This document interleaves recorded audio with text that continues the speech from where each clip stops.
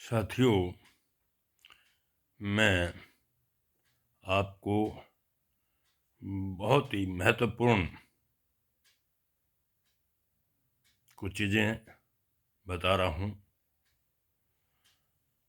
मैं संतलाल बुद्धि राजा एक्यूप्रेशर और एक्यूपंक्चर थेरेपिस्ट। जो बातें मैंने बतानी है वो है आज की फ्लेम या कफ, जिसके कारण बहुत सी बीमारियां हो रही हैं और सर्दी में विशेष करके ज़्यादा हो रही हैं। ये फ्लेम या कफ क्या होता है और कौन से ऑर्गन बनाते हैं? ये हमारे शरीर में जो इसकी बनाने की प्रक्रिया है वो स्प्लीन 75%, 15% फेफड़े और 10% किडनी बनाती है। कुछ फ्लेम ऐसी आती है, बलगम जिसको बोलते हो, वो दिखाई नहीं देती, किसी न किसी दूसरे रूप में दिखाई देती। कहीं गांठें बन जाती हैं, किडनी में पथरी बन गई, दूसरी जगह इसमें अपना गाल बेड में पथरी बन जाती है, या कहीं रुकावट हो जाती है। ज़्यादातर जो रुकावटें हैं वो फ्लेम के कारण ही होती हैं। जब भोजन स्टोमक से, पेट से पच करके स्प्लीन में जाता है तो उसको फूड की बोलते हैं। यानी एक तरह से वो कच्चा रक्त कई एक प्रकार से बन जाता है और ये स्प्लीन उसको आगे फेफड़ों में भेज देती है और हार्ट में। इसमें वायु मिल जाती है, ऑक्सीजन मिलने के बाद कुछ किडनी का भी इसमें हिस्सा होता है, तो इसके बाद ये ब्लड बन जाता है। अब जब किडनी या स्प्लीन ज़्यादा, कारण क्या है कि इसकी जो ज़रूरत है इसको गर्म फूड की, लेकिन हम ज़्यादातर कई बार ठंडी चीज़ यूज करते हैं। गर्मियों में भी कई बार ज़्यादा ठंडी चीज़ यूज कर लेते हैं, और सर्दी तो अब जैसा कि मौसम चल रहा है इसमें ज़्यादा इसकी जो तसीर है, इसको गर्म चीज़ें चाहिए। उतनी गर्म इसको नहीं मिल पाती, या कोई कमज़ोरी होती है स्प्लीन में, क्योंकि इसने ब्लड में एक तरह से बनाना होता है, और वो सारा जो फूड है वो या तो ज़्यादा अच्छा पचा ठीक नहीं होता, कहीं न कहीं कमी होती है, तो उस सारे रक्त को ये उसमें ब्लड में नहीं कन्वर्ट, ठीक उसमें फूड में नहीं कन्वर्ट करवाती। तो इसकी सुधार की आवश्यकता होती है। इसके अतिरिक्त मैं आपको सिंपल तरीके, जो कि जिसको कोई जुकाम बोल देता है, बलगम बोल देता है, खांसी कफ बोल देता है, तो पहले तो मैं आपको इमीडिएट जिसकी ज़रूरत है उसको ठीक करने की, यानी आजकल बड़े मेरे कुछ साथियों ने पूछा भी है भाई ये गर्म पानी का भी बहुत ये है, वो है वो। गर्म पानी की अपनी जगह है, क्योंकि मैंने जैसा कि बताया भी स्प्लीन को गर्म चीज़ ज़रूरत होती है, तो पानी इसलिए विशेष करके हम हर टाइम सर्दियों में ज़्यादा भी करते हैं, क्योंकि ठंडा होने से वो जो फूड है स्प्लीन उसको ठीक ढंग से कन्वर्ट नहीं कर पाती, तो उसको गर्म रख लें, क्योंकि पेट से होकर के स्प्लीन के माध्यम से सारे शरीर में जाता है ये, तो वहीं से ये सारी चीज़ें एक तरह से तैयार होती हैं। तो लेकिन उससे पहले, क्योंकि जो मेन कंसर्न है यहाँ तो लंग्स है इससे संबंध, या स्प्लीन है, बाकी सारे ऑर्गन इफेक्टेड होते हैं इससे। तो दूसरा होते हैं लंग से कनेक्टेड हमारा नोज है। ये नोज के जो पॉइंट है, जब आपको जुकाम या खांसी ये नाक बंद हो जाए तो आप इसको ऐसे ऐसे दबाइए, 10 20 50 बार ऐसे ऐसे दबाओगे तो आपकी नाक जो है वो खुल जाएगी।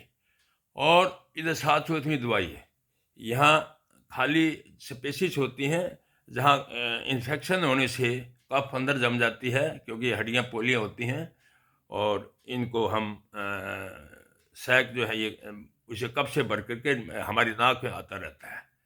दूसरा पॉइंट है ये जस्ट गले के नीचे जहाँ हमारा थायराइड वगैरह भी या वो होती है, उसको भी आप ऐसे ऐसे प्रेस करेंगे, अंगूठे वगैरह से उसको दबाइए। इसके नीचे एक और है जहाँ गला मिलता है, खड़ा सा है, उसको भी दबाइए। ऐसे उंगली वगैरह उसे उसको गले को दबाएंगे उस खड़े पर, तो उससे भी आपकी एक खुल जाएंगी। तो ये कुछ सिंपल सी बातें हैं, इनको करेंगे आपको बहुत फर्क पड़ेगा। दूसरा साइनस बोलते हैं, ये जो साइनस है ये भी साइनस है, तो ये इनको दबाइए। ये उंगलियां के सिरों पर साइनस होते हैं, इसको हर उंगली को 20-30 बार ऐसे ऐसे दबाइए, तो इससे आपके जो साइनस हैं वो खुल जाएंगे, आपका नाक जो है साफ रहेगा और सांस भी ठीक ढंग से आएगा। इसमें 2-4 जब भी लगे, इसमें 2-4 बार 10-20 हर उंगली को दबाएंगे। दबाने से ये साइनस जो है खुल जाएंगे और इससे आपको सांस भी ज़्यादा प्रॉब्लम नहीं आएगी। तो इसके अतिरिक्त मैं आपको कुछ पॉइंट बताऊंगा जो इसको लगा रखे हैं, वो इसको कफ को कम बढ़ने या साफ करने में मदद करते हैं। यहाँ से चलते हैं, ये लंग्स की मेरिन बोलते हैं इसके, ये LU1 है, ऐसे ये 5 है, ये 7 है, 10, 11 पॉइंट होते हैं इसमें। तो इसी लाइन के ऊपर ये इसके ऊपर ये पॉइंट लगाए हुए हैं। ये 11 है, ये 10 बीच में है, बीच के पोरे में। ये 7 इस जॉइंट की थोड़ा नीचे है, एक जिस जॉइंट के ऊपर दूसरे जॉइंट पर, इसको 5 LU5 बोलते हैं, UL1। इनके लगाने और दबाने से पॉइंटों आप मेथी से काम चला सकते हैं। अगर चुम्बक मिल जाए आपको, ब्योल मैग्नेट बोलते हैं, पीला मुंह ऊपर रहेगा इनका, वो लगाएंगे, उससे आपको बहुत राहत मिलेगी और इस बीमारी से बचे रहेंगे। इसके अतिरिक्त ये इधर दो ये ऊपरी पॉइंट है, इसको हम CV22 बोलते हैं, जो गले में जोड़ पर है, और ये CV12 है, ये कफ को बढ़ने से रोकता है, बहुत यूजफुल पॉइंट है। ये भी 9 है, ये 9 CV9 है। एक पॉइंट ये पीछे लगा हुआ है ST40, ये बहुत ही यूजफुल पॉइंट है, जो हमारी उसके इसको ये जो मिडल उंगर है इस तरफ, ये पिछली साइड को है इसको। तो ये कुछ पॉइंट मैंने बताए हैं, 2-3 पॉइंट ये और पीछे भी हैं। ये जो पॉइंट हैं 2 पॉइंट, ये इसको बढ़ाएंगे, ये स्प्लीन की मजबूती देंगे, क्योंकि स्प्लीन कमज़ोर होने पर ज़्यादा कफ बढ़ेगी। 75% स्प्लीन बनानी है ना, स्प्लीन ही बनाता है 75% कफ। और ये LU का पॉइंट होता है, ये LU11 बोलते हैं, मतलब UB11 सॉरी 13 जो है, ये भी इसको लंग्स का शू पॉइंट होता है। तो ये कुछ ऐसे महत्वपूर्ण पॉइंट हैं, इनको लगा सकेंगे तो आप इसकी समस्या से बचे रहेंगे, क्योंकि बहुत ही भारी समस्या है। कफ हर चीज़ में, जितने भी ये ब्लॉकेज होते हैं वो कफ की वजह होते हैं। कफ ब्लड के साथ साथ हर पोर्शन में चली जाती है, ब्रेन में चली जाती है।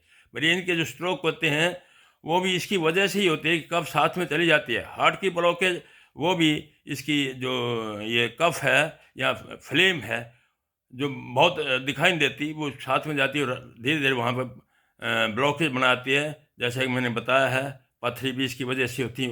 कई जगह गांठें शरीर में इसी फ्लेम के कारण ही वहाँ जम करके वो हार्ट धीरे धीरे हार्ड हो जाती हैं और इस प्रकार की समस्या पैदा करती हैं। तो मैंने ये कुछ सिंपल सी बातें बताई हैं। थोड़ा डाइट का ध्यान रखना है, सर्दी खास करके मौसम में आप गर्म चीज़ों का याद रखिए। जैसे आजकल छुआरा है, इलायची है, और कुछ जो भी गर्म लगते हैं उसको यूज करें, ताकि स्प्लीन को गर्मी मिलती रहे, तो स्प्लीन अपना काम जो है वो कफ को कम करने में मदद करिए। जैसे कि पानी का तो बहुत ही प्रचार हो रहा है, लेकिन पानी के साथ साथ वो इसलिए ज़रूरी होता है क्योंकि ठंडा लेते ही वो एकदम से जो है ना, जो कफ बनी हुई है पतली है, वो एकदम जम जाती है, और इसलिए खांसी, जिसको हम कफ बोलते हैं, खांसी बहुत आती रहती है। तो इन चीज़ों से बचने के लिए मैंने आपको कुछ महत्वपूर्ण बातें बताई हैं। आशा आप इस पर अमल करेंगे और सर्दी के मौसम में आप स्वस्थ रहेंगे। इन शब्दों के साथ आप सभी का बहुत बहुत धन्यवाद। जो इनको देखेंगे आगे फॉरवर्ड करेंगे और इसका फ़ायदा उठाएंगे तो अच्छी बात है। बाकी इन शब्दों के साथ सभी का बहुत बहुत धन्यवाद। जय हिंद। वो फार्म नमन तो आई कोई